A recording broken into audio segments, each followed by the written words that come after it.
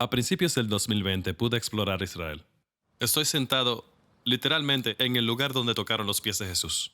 Vi algunos lugares increíbles. La ciudad vieja de Jerusalén, el huerto de Getsemaní, la hermosa Nazaret y el monte de las bienaventuranzas. Carfanaum a orillas del mar de Galilea, y pude grabar docenas de devociones en video solo para ti. Y pude grabar un mensaje de Semana Santa realmente especial, increíblemente único e inolvidable desde el interior de una tumba del siglo I. Así que disfruten de este mensaje y feliz Semana Santa.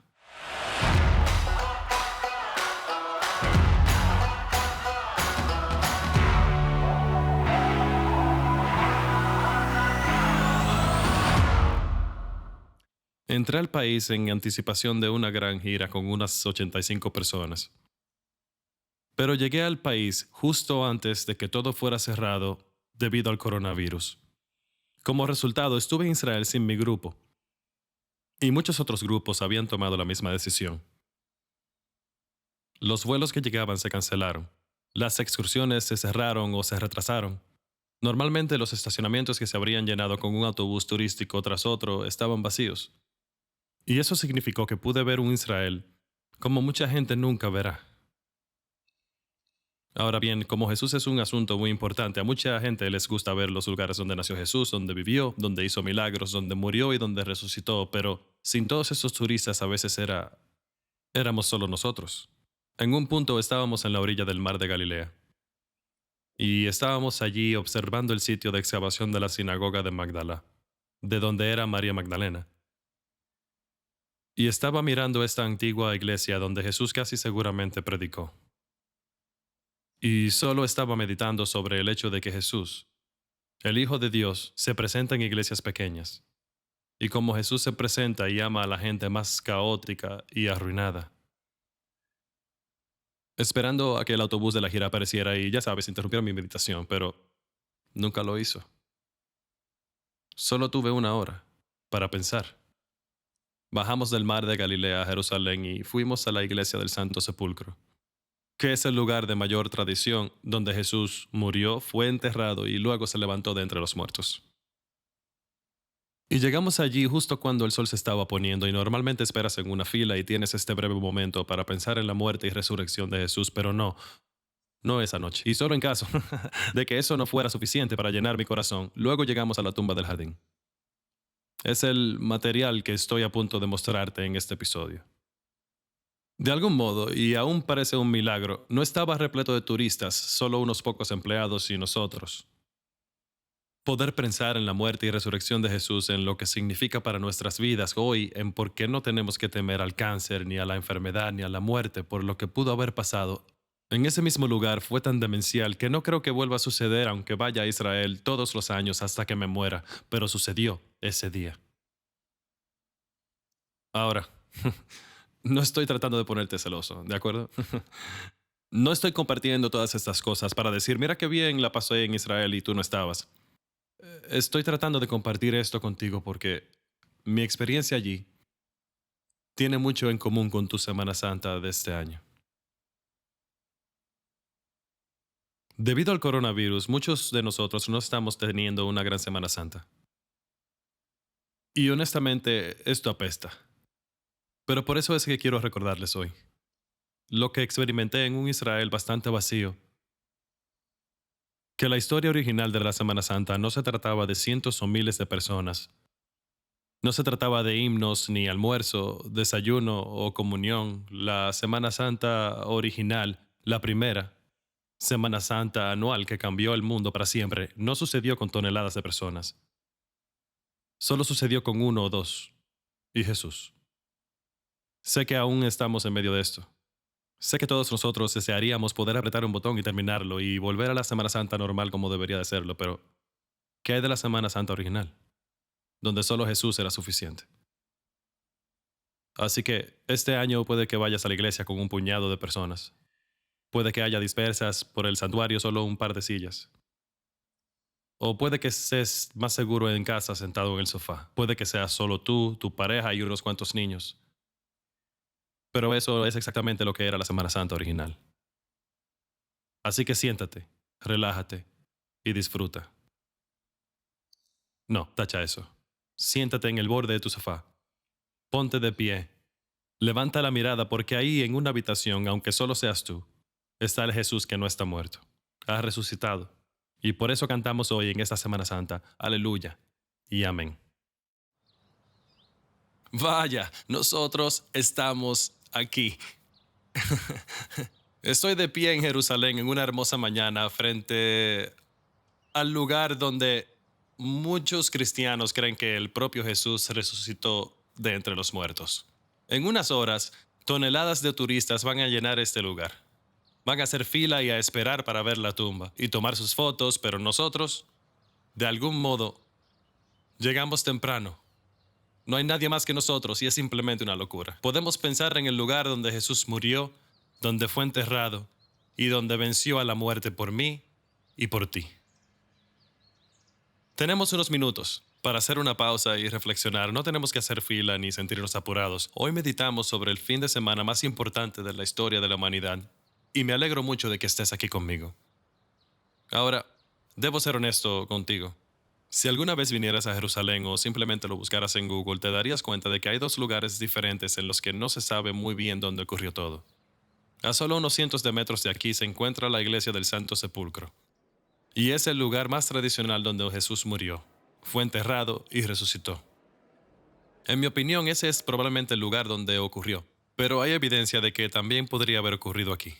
Así que no estamos 100% seguros de dónde ocurrió, pero sabemos que ocurrió y esa es la buena noticia de nuestra fe.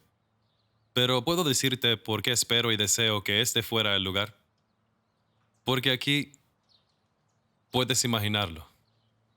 La iglesia del Santo Sepulcro, con toda su tradición y paredes oscuras y arte desordenado y demasiados turistas, miras a tu alrededor y es difícil imaginar cómo ocurrió y dónde ocurrió.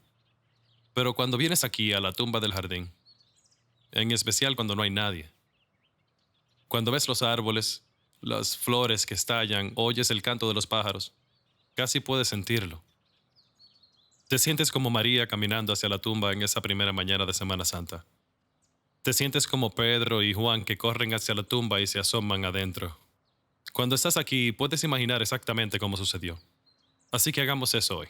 Hablemos del fin de semana más importante de toda la historia de la humanidad, cuando Jesús, el Hijo de Dios, vino a morir, a ser enterrado, a ser puesto en una tumba y a resucitar de la tumba para el perdón de nuestros pecados. Así que mientras tenemos algo de tiempo y espacio para respirar y reflexionar, miremos los lugares donde murió Jesús, donde fue enterrado y donde resucitó de la tumba. Vamos y síganme.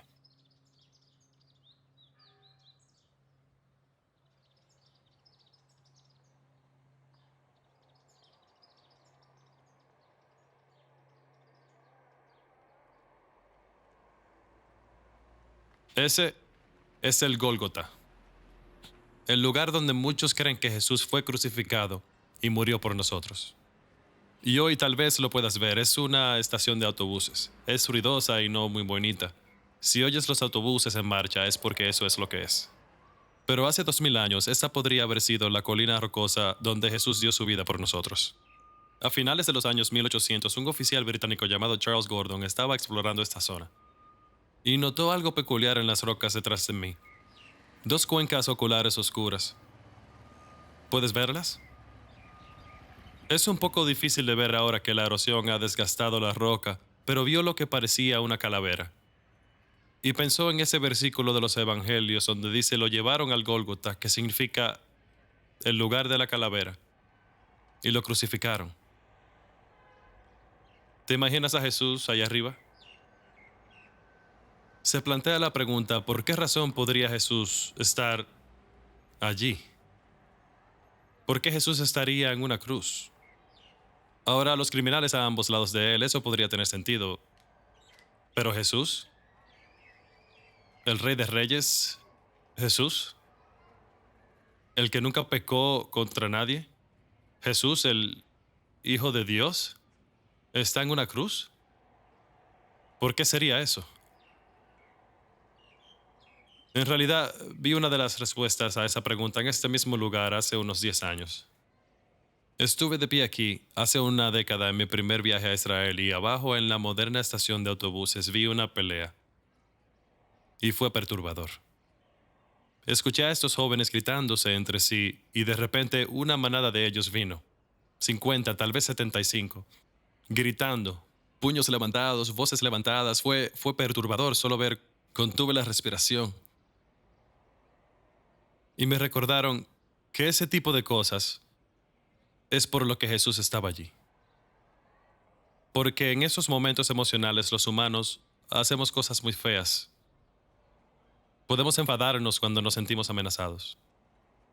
En una relación, cuando te sientes irrespetado, podemos decir cosas que son lo contrario a la paciencia, o a la amabilidad, o al bien.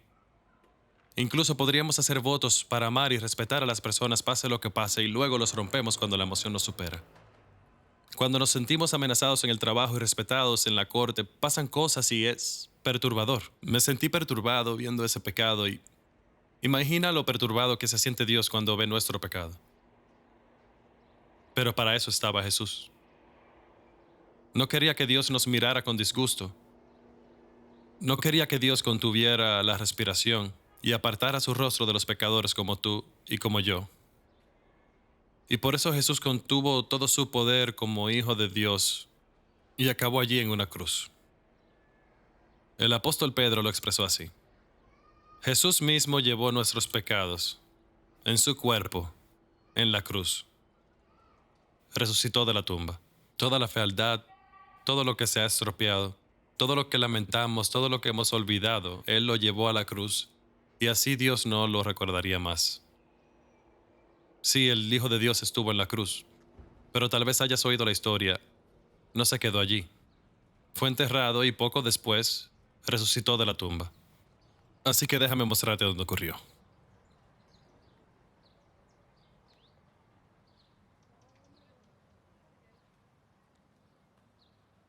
Y entonces Jesús fue puesto aquí, en la tumba. En el siglo I, los judíos ricos construían tumbas como esta. Cincelaban una cueva de roca sólida y lo suficientemente grande como para agacharse. Y también cincelaban pequeñas camas, pequeños puntos, donde se podían poner los cuerpos de sus seres queridos. Y aunque Jesús no era familia de José de Arimatea, José amaba a Jesús. Le seguía, le respetaba, creía que era el Mesías y por eso en su dolor se dio su tumba a Jesús.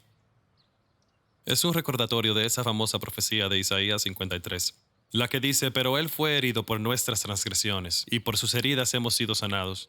Continúa diciendo esto: Él, el Mesías, se dispuso con los impíos su sepultura, pero con el rico fue en su muerte. Es fascinante, ¿verdad? No solo decía que Jesús moriría, sino que su tumba sería una de las que se enterraría a la gente pecadora. Se le asignaría una tumba junto a los ricos como a José de Arimatea. Y puedes imaginarte todo esto sucediendo aquí. Nicodemo y José sorprendidos, llevando tranquilamente el cuerpo de Jesús a la tumba. Tal vez Nicodemo agarra a Jesús por el hombro y José lleva los pies y entran lentamente en la cueva. ¿Te imaginas allí a las mujeres? A María Magdalena y a todos los que le habían seguido desde Galilea. Se habían sacrificado tanto, habían creído que Él era el que iba a rescatarlos y salvarlos, pero luego sus esperanzas se vieron frustradas. Pensaron que era el Hijo de Dios, pero luego se fue. Él había dicho que era la luz del mundo, y luego su cuerpo fue puesto en la oscuridad. Había afirmado que Él era el camino, la verdad y la vida, pero entonces la vida de Jesús se acabó. El Evangelio de Juan nos cuenta la triste historia. En el lugar donde Jesús fue crucificado había un jardín, y en el jardín una tumba nueva, en la que nunca se había puesto a nadie. Como era el día de la preparación judía y como el sepulcro estaba cerca, pusieron a Jesús allí. En la quietud de aquel viernes, los que amaban a Jesús pusieron su cuerpo dentro. Habían perdido la esperanza, y su Salvador, su ayuda, se había ido. Pero la esperanza estaba a punto de renacer, porque como habrás oído, Jesús no se quedó aquí. Estoy a punto de llevarte dentro, pero no vamos a encontrar a aquel que tanto amamos porque ha resucitado. Déjame que te lo demuestre. Vamos adentro.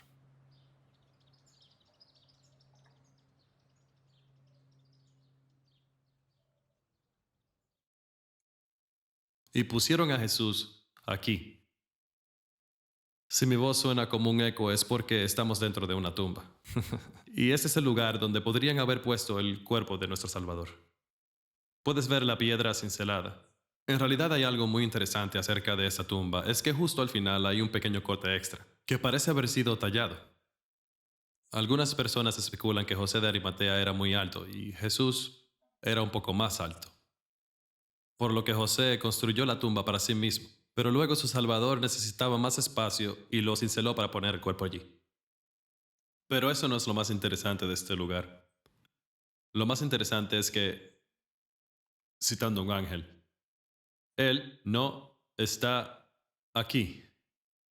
Él ha resucitado, tal y como dijo. La buena noticia de esta tumba es que no hay Jesús, porque cumplió su promesa con nosotros. Y realmente la prueba está en ese pequeño grafiti en la pared.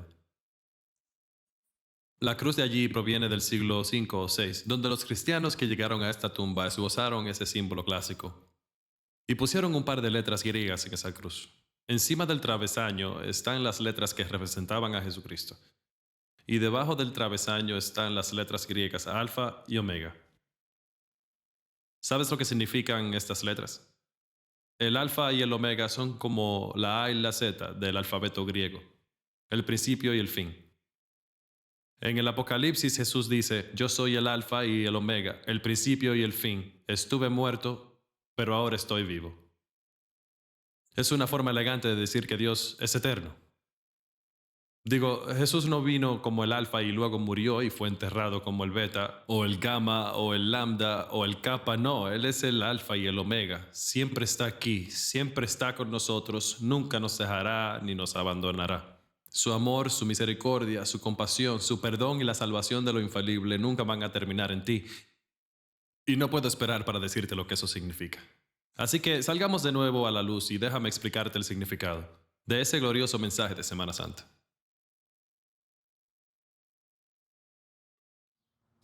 ¿Y sabes lo que todo esto significa para ti y para mí? El hecho de que Jesús murió aquí y fue enterrado aquí y resucitó de entre los muertos aquí mismo. Significa unas mil cosas, pero sé que no tenemos toda la vida, así que déjame decirte tres cosas que la resurrección de Jesús significa para tu vida, tu muerte y la muerte de los que amas. Primero por tu vida.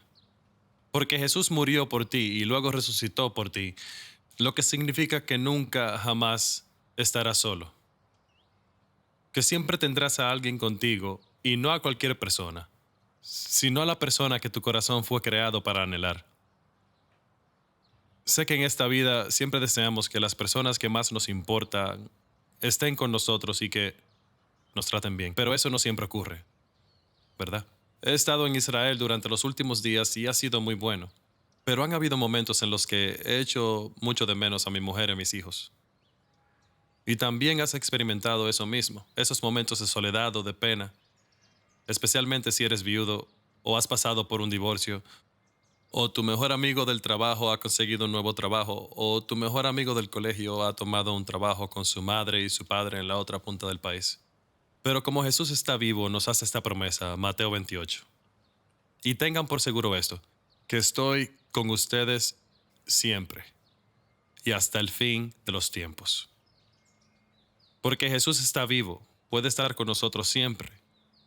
Y porque no es un tipo cualquiera, también es el Hijo de Dios, puede cumplir esa promesa y estar siempre con nosotros. Puede que ahora mismo estés sentado en un asilo para mayores, pero Jesús resucitado está contigo. Puede que estés sentado en una celda durante años, pero Dios mismo está contigo. Puede que estés tratando de sobrevivir a la escuela secundaria o de superar los años en los que estás criando a tus hijos y no duermen, pero Jesús está contigo. Puede que enfrentes estrés en el trabajo, que tu matrimonio sea difícil, que estés pasando por un divorcio, que estés sentado en la cama de un hospital ahora mismo, pero piensa esto. Puede que no tengas los amigos y la familia más cercanos, pero tienes a Dios. Y como Él no solo murió por ti, sino que resucitó por ti, siempre tienes esperanza. Y puede que te sientas solo, pero no estás solo. Jesús dijo, yo estaré con ustedes siempre. Lo segundo que significa este fin de Semana Santa es que no tienes que temerle a morir. Sabes, hace un par de días estuvimos en Nazaret, en el norte de Israel. Y un grupo cristiano ha construido este lugar llamado Aldea de Nazaret, donde intentan mostrarte cómo era la vida en el siglo I en Israel, y tienen una tumba algo parecido a esta. Es una cueva hueca, de hecho tiene la piedra grande y redonda delante. Y capturé esta increíble foto porque el día que estuvimos allí era también el día de una gran fiesta y celebración judía llamada Purim. Y en Purim mucha gente, especialmente los niños pequeños, se disfrazan, como en Halloween en Estados Unidos. Y mientras hacía este recorrido por la aldea de Nazaret, estoy de pie frente a esta hermosa tumba. Y esta niña está justo frente a mí, escuchando al guía turístico. ¿Y de qué está disfrazada? Un abejorro. Estaba con su pequeño aguijón y sus alitas, y está justo delante de una tumba. ¿Conoces la Biblia bastante bien, como para recordar el pasaje que habla de eso mismo?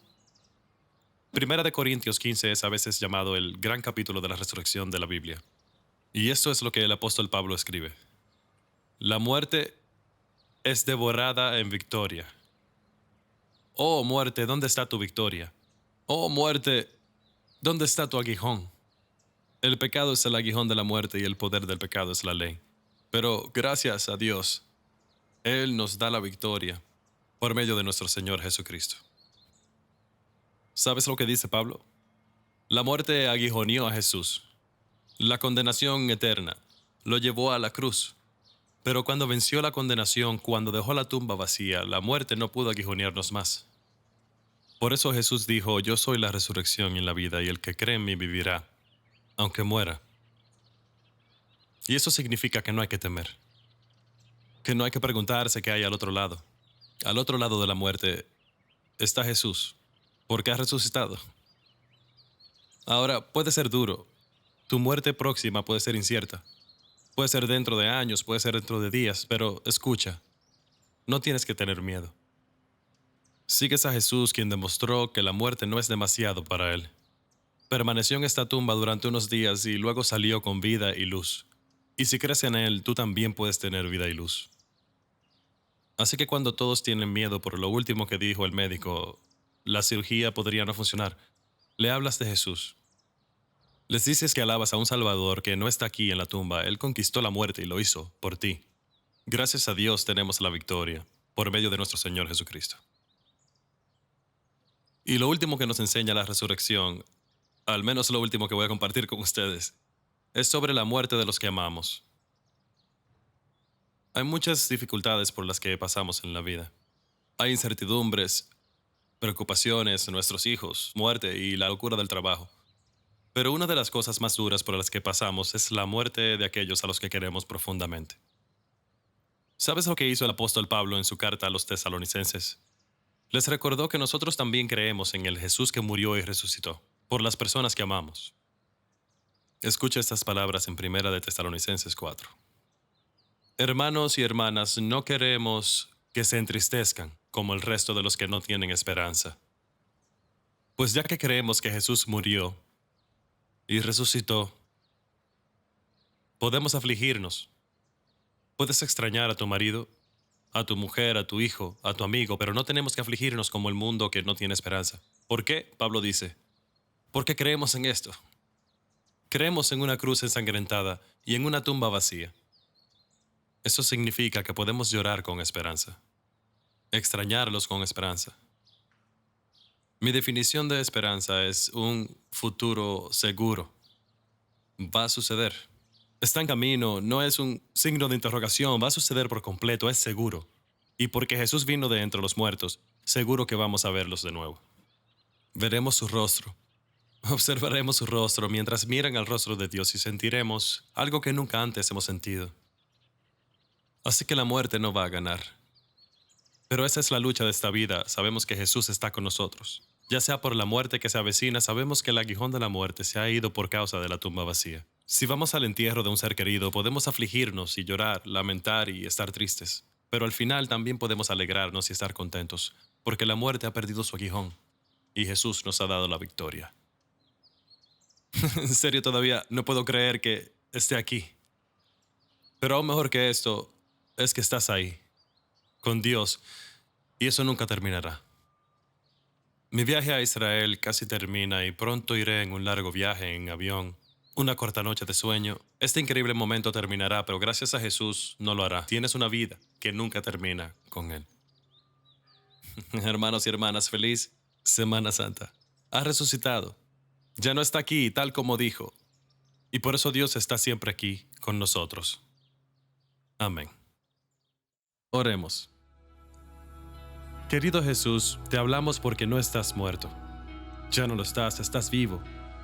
Estás sentado a la derecha del Padre y estás gobernando todo para el bien de tu iglesia. Y todo significa todo.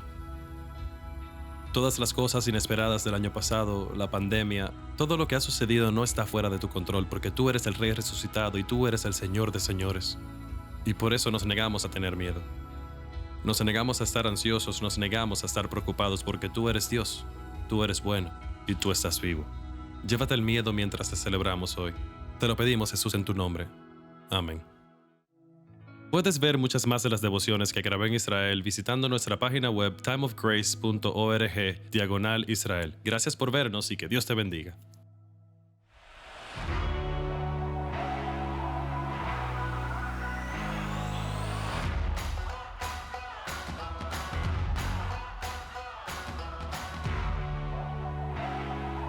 Nos vemos la próxima semana en Time of Grace.